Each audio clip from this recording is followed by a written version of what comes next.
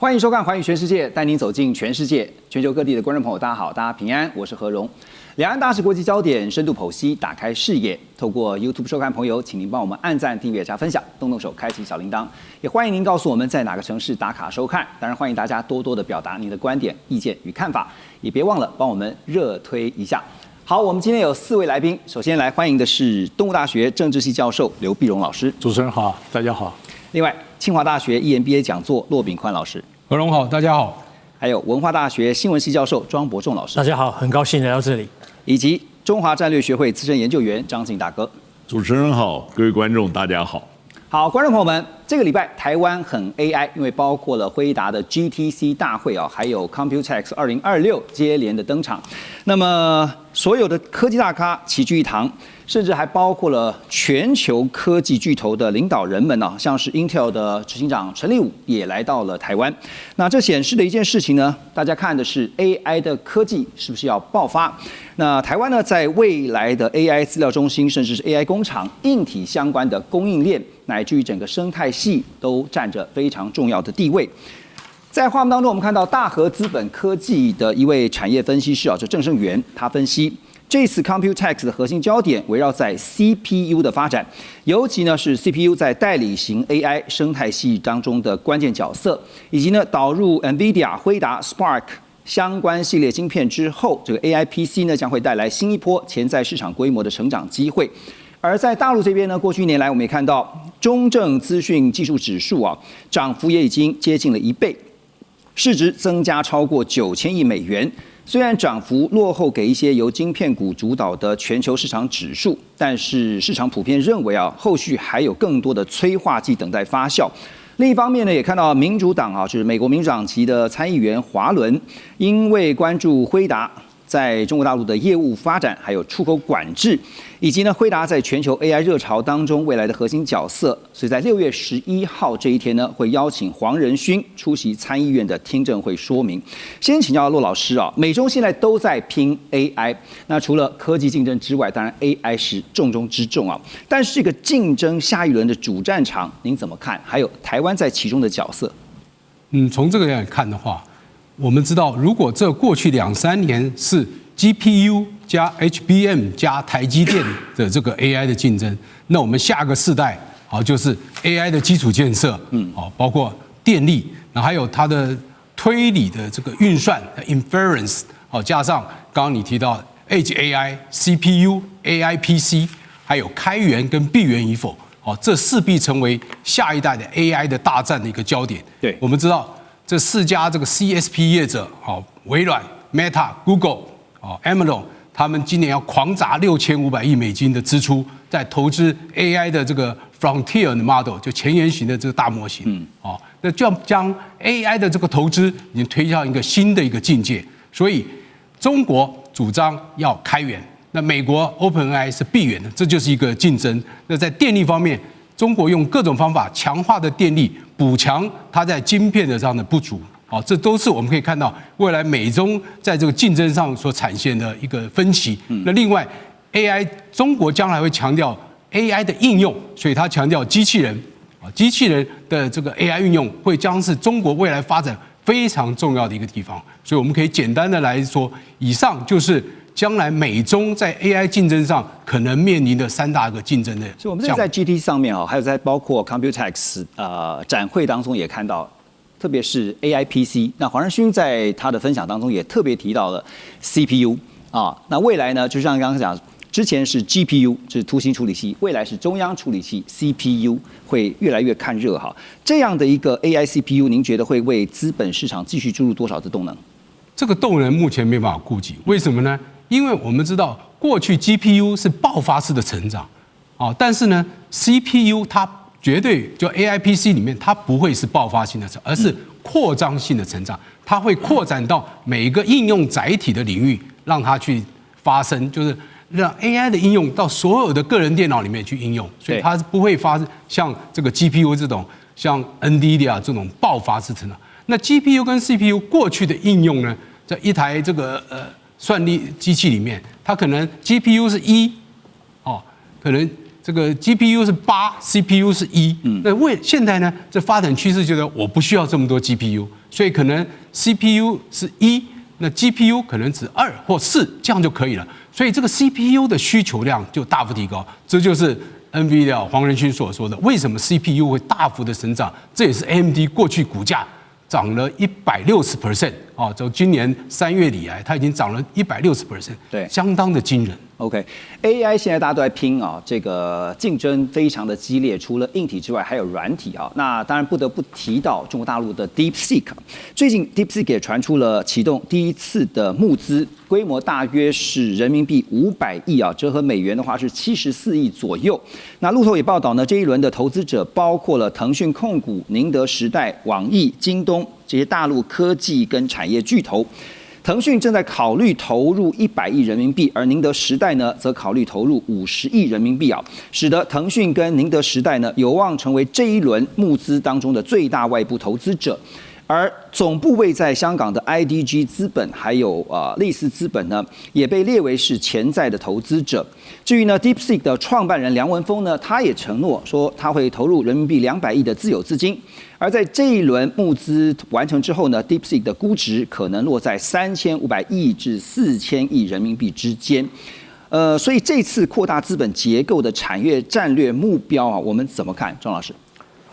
這應該是中國史上最大的單筆 AI 融資案哈。那當然有3個意義啦。第一個，過去我們認為 DeepSeek 深入求索比較像一個技術研發中心，它走向了普世的商業化企業。第二個呢，剛剛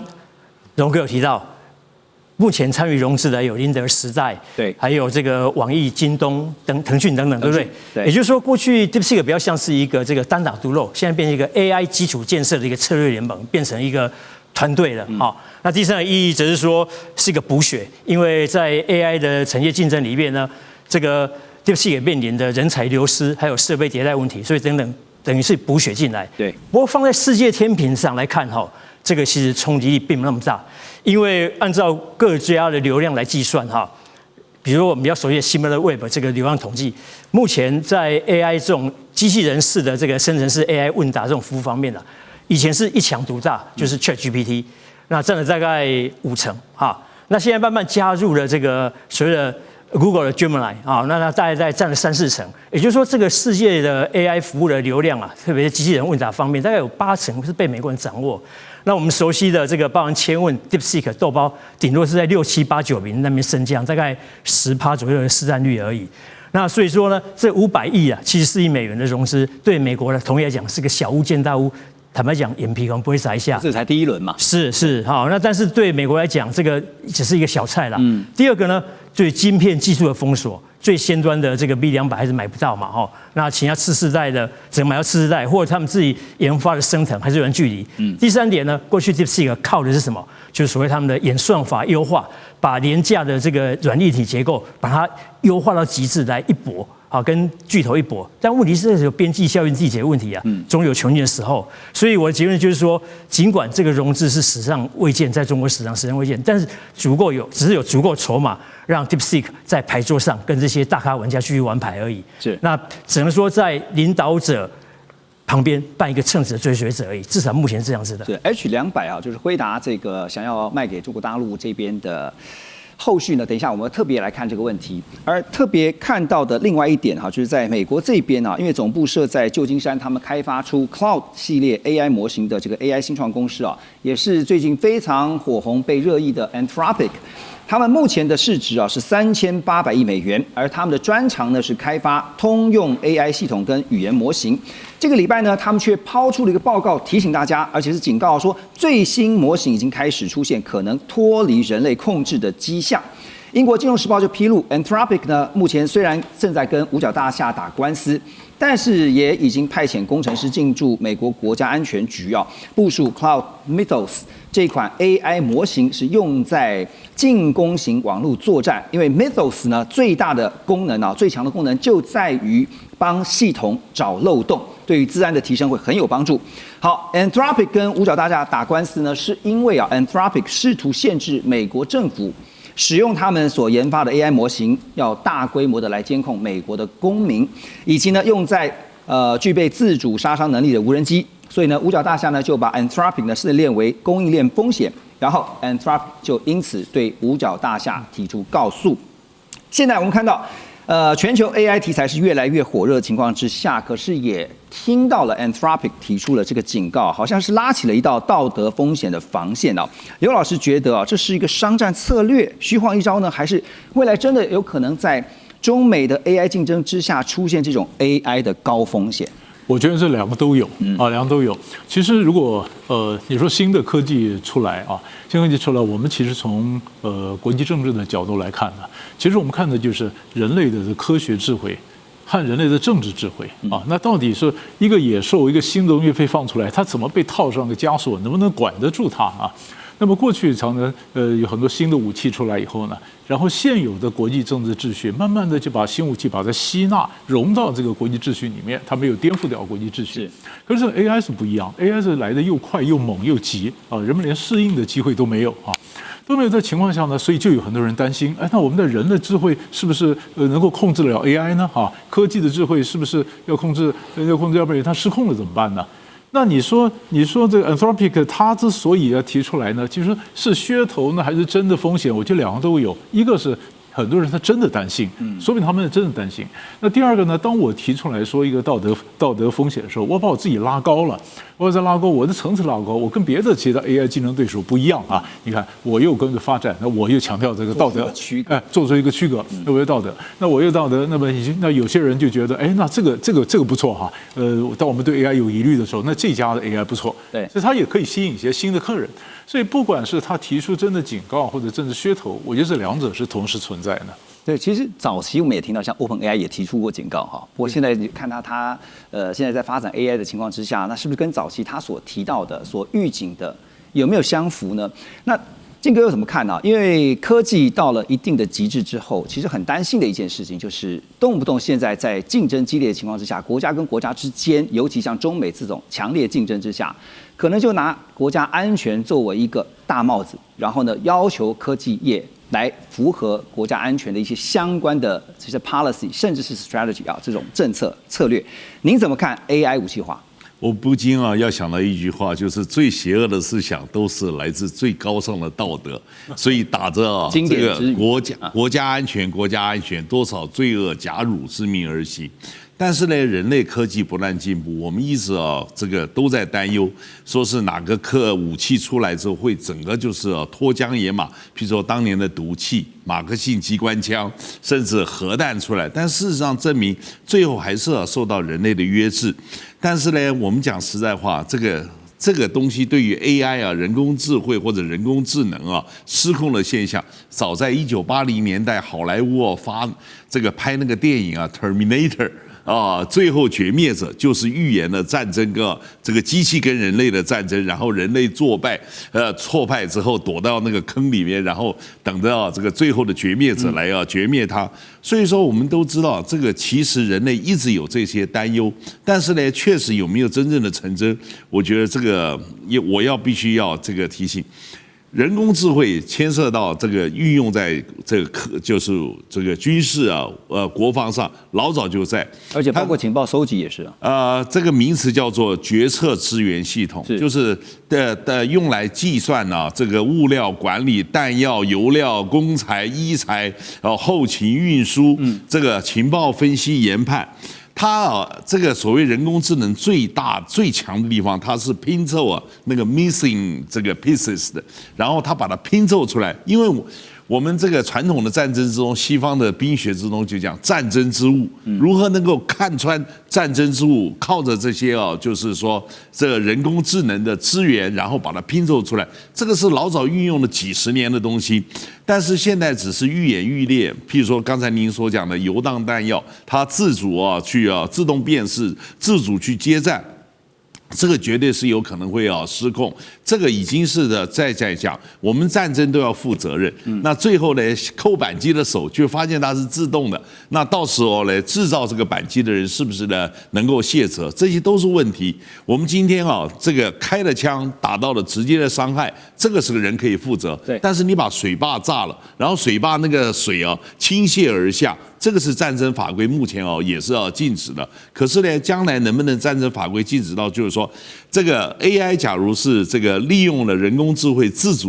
動辨識、自主接戰，那最原始的這個就是啟動者要負戰爭的罪行。我覺得這個都是人類的要用智慧來去存在。目前在戰爭法規中確實存在法律這個盲點，但是我們人類要對自己有信心。這個我認為最後絕滅者還是這個叫做不會像這個阿諾·施瓦辛格在那個電影上那樣出現。對，我覺得人類不會說是縱容到那種地步。所以還是那句老話啊，水能載舟，亦能覆舟，決策者慎之。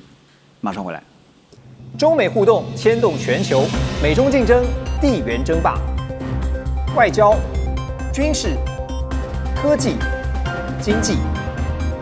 多元觀點，權威分析，一同掌握2026全球新秩序、新賽局。每周6日，寰宇全世界帶您走進全世界。歡迎大家繼續回到寰宇全世界，我們繼續還是從科技議題來看哈。英國的晶片設計公司安謀科技的首席執行官雷內哈斯，他最近提醒，他認為幾乎不可能阻止向中國大陸出口可用於 AI 的 CPU 啊，因為呢，他說這個 CPU 的用途廣泛，很難區分哪些是專用於 AI， 而且呢，也很難像對於當初對這個輝達生產的 GPU 那樣呢，對 CPU 設定具體的性能阀值還有內存帶寬的限制。講白話一點呢，就是無法做到像降規這樣的一個方法。彭博也報道呢，中國大陸至少有7所支持解放軍跟國防產業的大學正在尋求取得輝達 H200晶片的使用權，像是北京航空航天大學，還有西北工業大學，就屬於致力於支援解放軍的精英大學群體，所以呢，也被外界稱為是國防七子。而美國外交關係協會呢，去年就有一份報告表明，說 H200的運算能力大約是先前獲准對中國大陸銷售的 H20晶片的6倍以上。好，那又回到了這個 H200啊，這個關於 H200的禁止啊，然後解禁啊，這個戲碼我們看到啊，就是一下子解啊，一下子禁啊，不斷的上演。但根據我們現在所說的這個最新消息，陸老師你怎麼看？就是支援解放軍發展的，剛剛提到國防七子這些大學都可能拿到 H200的這個消息，以及它後續的影響。這是一個非常微妙的事，因為為了滿足美國那個政府裡面的鷹派的要求，所以美國一定要對中國的這個晶片要做一個禁止的一個行政動作。但是呢，他現在只是希望我是戰略上延緩你中國的 AI 追上我，他並沒有辦法全面的禁止，所以他只能禁止說你不要超過我，你大概晚我1到2個世代，是這樣一個情形。那第二個呢，算力的所有權跟算力的使用權又不一樣，所以這個中國的這個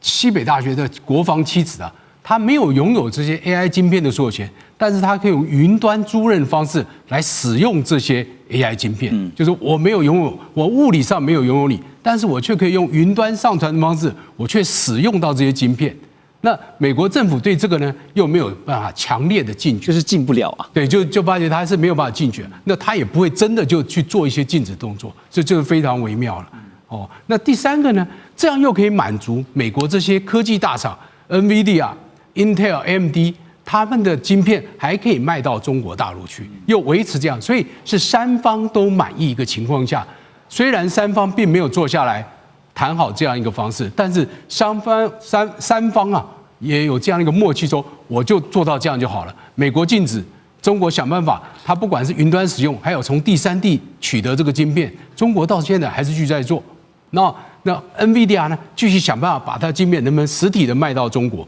因為中國很多的業者，那美國政府也許可啦，像阿里巴巴、騰訊、字節跳動、TikTok 都美國商務部都許可，他們可以買這個 NVIDIA H200的晶片，這個是沒有問題。所以這很像是一種不能說的默契，是吧？對，就是沒有形成默契的默契。OK， 沒有形成默契的默契，但大家都知道，我们彼此之間有這個默契。對 ，OK， 那所以國防啊背後的力量當然是高科技哈。這個法國的海軍新聞啊，最近跟美國戰區網站呢先後報道，就指稱說他們最新拍到的衛星照片啊，一張是在5月31號，一張是在6月1號，說這照片顯示呢，大陸江南造船廠下水了一艘全新型號的攻擊型的核潛艇，那主要的特徵呢是流線型船首、X 型舵，還有極小的指揮微殼。帆罩呢則是標準特徵，但是設計者看起來是想打造更流線還有減阻性高的前艦，所以呢去除帆罩。衛星照片顯示呢，這艘全新型號的攻擊型核潛艇啊，長度大約是120米，接近維吉尼亞級核潛艦。那其中最引人注目的是呢，它沒有傳統的指揮台微殼，無帆罩設計有助於減少水下阻力，還有降低噪音。根據戰區網站他們的報道說，長度剛講說120米，寬度大概10到11米左右，比中方現役最先進的093B 型核潛艇啊。而且是核攻擊潛艇呢更長，這個是金哥的專業哈。您就我們看這艘報道當中，這個大陸全新型號的攻擊型核潛艇，那特別是講到了潛艇，美日最擅長就是常宣傳說他們把前艦啊、反潛兵力啊主要潛伏在宮古海峽、大隅海峽、對馬海峽、巴士海峽還有巴林塘海峽等等海峽哈。哇，真是密密麻麻。好，那所以呢？現在說到這艘最新型的攻擊型的核潛艇，在應對美日聯手的這個前艦布局上，有沒有特別值得觀察的點？我想第一個先從這個海峽，你剛剛提到那些就是有關這個美日希望遏制啊中國大陸這個向外，然後管控，就是去主控了很多海峽。我要提醒，假如不是在你的未來假想敵手所必用之航道，我們經常有一句話講說，這個地方能形成戰略要域，必然是攻者所必取，守者所必固。假如他根本不要用那個航道，比如說青津、中古啊、馬嘎薩、這個龍目啊，這個多得不得了。那這麼多海峽的話，就是說你必須人家要去的地方，你能夠卡住它，才布在那邊嘛。對，然後呢，你用了這個就是第一島鏈上這些島嶼之中去卡住它，它現在在那邊整軍軍武，到底能不能達到它的目的？而且呢，它要能夠去這個保護自己的安全，你要知道。你在你這邊沒有進入一個這個就是飛彈陣地之前，這個地方是絕對不會吃炸彈的。你這你設了一個基地，你就等着吃炸彈。對，所以現在為什麼琉球那邊就是對於反戰呢，那個聲浪越來越高，而且對於這個日本呢，就自衛隊要那邊加強駐軍那個整個社會反彈很強。就是你將來這個徒有這個怎麼樣？徒有地之利而無利與治豈非禍之有？對不對？你把這些人搞來，那不是很糟糕嗎？第二個呢，我也要提醒，假如這個東西真的這麼好，對不對？那為什麼這個拖到潛艦在這個人類的歷史中已經幾十年、近100年了，為什麼到現在才冒出來？各位你要知道，那個艦體像這樣子上面沒有這個帆罩，對不對？你有沒有想過它可能會滾啊？那個船會滾啊！我們一般的船在旁邊還有多2個縫，叫閉龍骨，就是要遏制它的 rolling， 就是那個水流、海流，然後它可以讓它穩定前進。側邊來到那個整個船會這樣打滾的，所以不要以為說是任何新型設計，這個新型所有的這些艦船設計有這個長處就有那個短處，這個沒有說只有利而無弊的。那現在呢，大家都在那邊判斷這個那個這個到底是不是核潛艦？我覺得大家也要了解，這是因為從它照片之中看出來，就是說跟一般的柴電潛艦的排煙這個有一定的差距，只是做一個判斷。那到底它最後真正的它所謂的任務職能啊，我們講說它 mission role， 它的任務職能是什麼？我覺得這個都還有相當大的空間。所以呢，我們呢，對於所有軍事的預判，尤其是這個就是這個西方世界對於中國大陸的軍事預判，向來都是非常失誤的，對不對？往往這小孩剛生就在討論未來太太要娶誰，對不對？結果真正呢，很多東西呢都在完全沒有注意的中就橫空出世。歼20就這樣，對不對？好幾個6代機，呼一下就橫空出世。您看這個，其實最近看起來日本蠻緊張的哈，所以就是尤其是在中美西川會之後這個看起來中美的關係是稍微緩和了一些。那當然，大家也會聯想是不是東亞這邊會出現一個戰略真空？因此呢，就看到日本首相高市早苗6月初就立刻找來了菲律賓的總統小馬可仕兩人在東京會面。那兩國呢，除了宣布將菲律賓提升為日本在東南亞第一個全面戰略夥伴，還共同宣布叫正式啟動太平洋專屬經濟區，也就是 EEZ 跟大陸之間的劃界談判。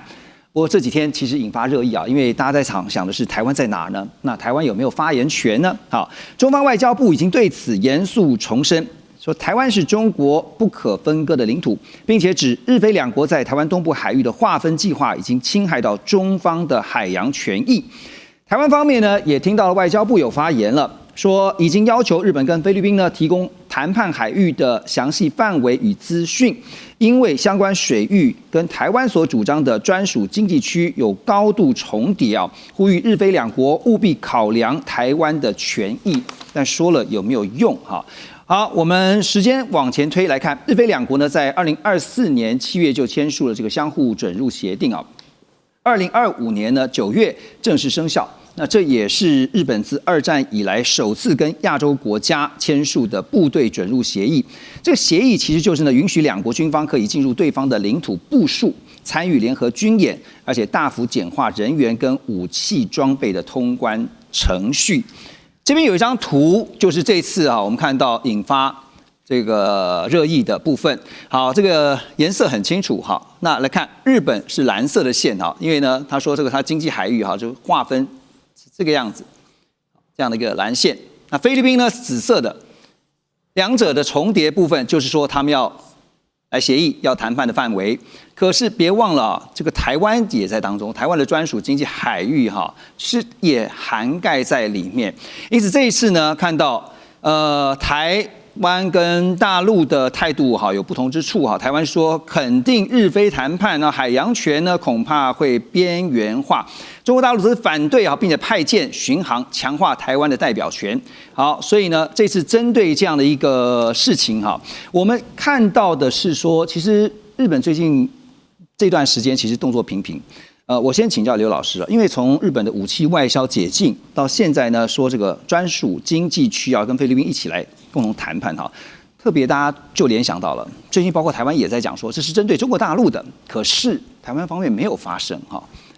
也沒有特別針對這個事情有什麼樣多做的一些解釋。那你怎麼看呢？就是日菲對中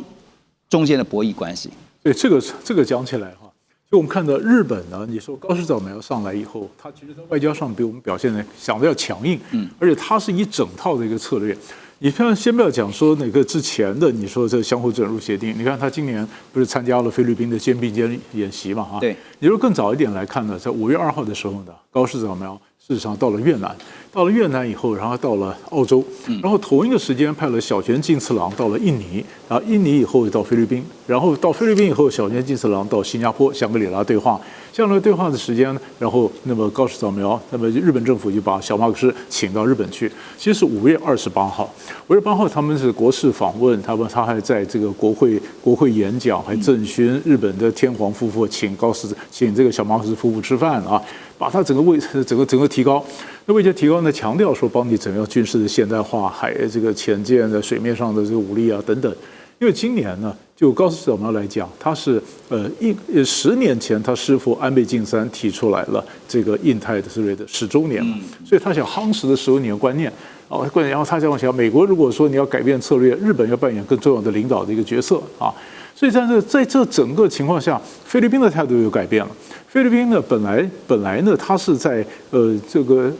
美國打伊朗以後呢，菲律賓因為需要中國的肥料，所以菲律賓對中國的態度有點軟化。有點軟化講說，包括開發的海底的天然氣啊什麼的，他才跟中國一起開採，他採用比較開放的一個態度啊。可是開放態度就到了日本去以後，日本這麼高規格的接待怎麼樣？那菲律賓又開始強硬起來，強硬起來以後就回到你剛剛講的問題了。然後他們在海上的這個海面上的這個 EEZ 哈，就專屬經濟區，海底的事實上是大陸架。啊，我們有或者叫大陸棚啊，大陸棚還叫海底的這個大陸的劃界，海上的專屬經濟區。那這一劃把台灣劃沒有了，那我們呢？所以當然，所以我覺得外交部最早的時候態度太軟弱啊，太軟弱就引起很多輿論的撻伐。對，撻伐你怎麼可以這樣子？什麼樂界，我們這搞沒有了啊！那外交部整個才強硬起來。所以這是我們一定要該講的話，還是要講。你跟一個國家關係好不好是一回事，但是我們的利益，我覺得要捍衛，這是很重要的。莊老師啊，您覺得日菲雙方這個主動背後有美方的影子嗎？應該這樣講哈，絕對有。不過日菲雙方小心翼翼，避免讓中國抓到把柄。好，那我來錄影前還特別查詢了菲律賓跟日本的媒體哈。那以菲律賓的這個詢問者報跟新報為例哈，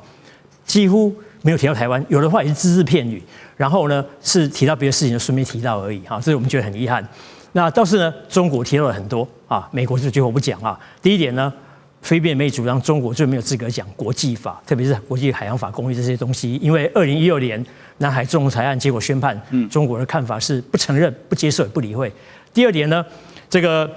菲律賓媒體強調，他們是把原本模糊的南海問題變成更透明的一個狀況，讓世界各國可以來監督管理，雖然認為是好事。第三點呢，他們也特別強調，他們無意挑釁中國，他們只是一個國家經濟安全的一個自主而已。那日本媒體的報道就更有趣了哈。第一點呢，我們不管是主流的讀賣新聞，或比較保守的這個財經新聞、溫和的朝日新聞來看哈，第一點他們會主張說，中國可以出來倡議啊，一帶一路，讓他們出來倡議啊，這個 RA 啊，相互准入協定，為何不可？因為天下之大，不是中國一國所能獨治嘛。更何況日本跟菲律賓不是最近這幾年才有合作，因為戰後這幾十年來，日本一直是菲律賓最大的發展援助國啊。那此外呢，日本方面提到一個叫做兩海聯動的這個戰略，也就是說，日本視為命脈的宮古海峽跟尖閣群島，就我們講釣魚台列嶼哈，是跟南海是聯動的。如果南海有失，日本不能扮演角色的話，會危及他們國際民生，所以他們這樣做認為是對的哈。那總的來說呢，日菲兩國媒體呢的輿論揭露3點：第一點，確實是攜手合作了；第二點呢，他們追求的是務實的理智，而不是面子；第三點呢，他們特別強調沒有美國啊，他們不會挑釁中國，也無意跟中國抗衡，這是他們特別強調的。建哥，我看到你有發文哈，簡單30秒就好了。您特別點名了海洋法學者。對，我在講啊，其實這個最簡單，請參據1969年北海大陸礁層劃界案，2個國家在左邊跟右邊，你無論怎麼樣，你的海岸線沒有連接，你不可能畫個東西把中間那個東西給蓋住，這是最基本的。最後劃界的結果，那德國去告丹麥跟荷蘭，這個就跟當年一樣，丹麥跟荷蘭合謀，然後呢，他最後就是中間把它卡開了。我們要要不要學德國？這是綠營的政治智慧啊，對不對？而且根據聯合國海洋法公約第75條、第84條，無論你怎麼畫，你看你能不能在聯合國秘書處註冊，只要有人有異議，你都是白畫。好，所以這件事情還有後續啊，我們會繼續的觀察。休息一下，等一下回來關注伊朗局勢，馬上回來。中美互動牽動全球，美中競爭，地緣爭霸，外交、軍事、科技、經濟，多元觀點，權威分析，一同掌握2026全球新秩序、新賽局。每週6日，寰宇全世界帶您走進全世界。